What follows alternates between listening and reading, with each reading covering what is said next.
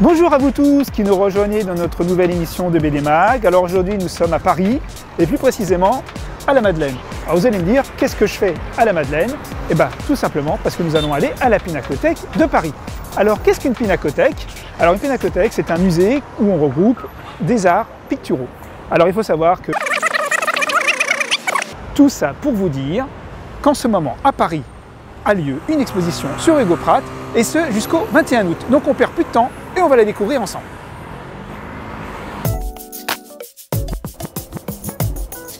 Et voilà, maintenant nous voici à l'intérieur de la Pinacothèque qui regroupe dans cette exposition plus de 150 aquarelles de l'auteur, mais aussi 174 planches originales de la balade de la mer Salée.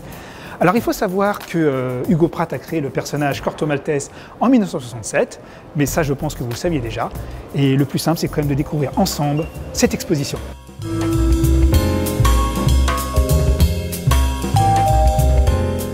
Cette exposition offre pour la première fois l'intégralité des planches originales du premier album des aventures de Corto Maltese, Balade de la mer Salée. Et ce sont 163 planches que les visiteurs retrouveront.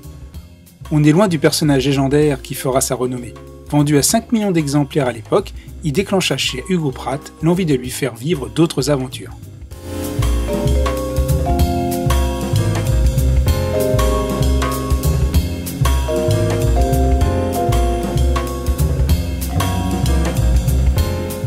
Mais cette expo aborde d'autres talents d'Hugo Pratt, qui ne se limitaient pas qu'à Corto Maltese.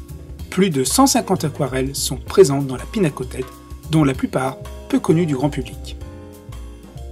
Quand on voit cette exposition, on voit que l'on a affaire à un grand aquarelliste, une technique qu'il avait appris dans les années 50 dans l'Académie d'aquarelle de Londres. Hugo Pratt a traversé le désert, les mers et les océans pour nous livrer ses aquarelles. À sa manière, il nous a montré que le dessin pouvait raconter une histoire, peut-être l'histoire de sa vie.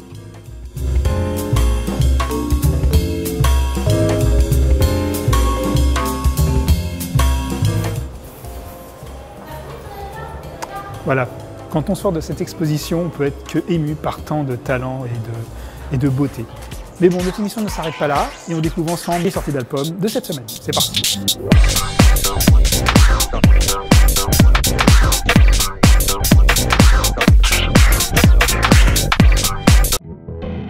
Il faut une fin pour chaque chef-d'œuvre.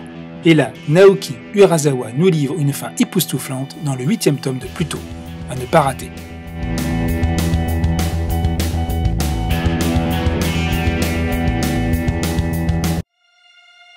Dans ce dernier tome qui clôture ainsi le cycle de la série, nous allons enfin découvrir l'incroyable secret que cache la belle Artémis, une série qui plaira sans nul doute à tous les passionnés de voile et de piraterie.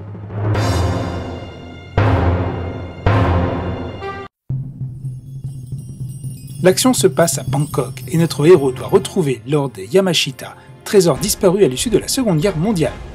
Desbert nous livre une fois de plus un scénario digne des thrillers contemporains.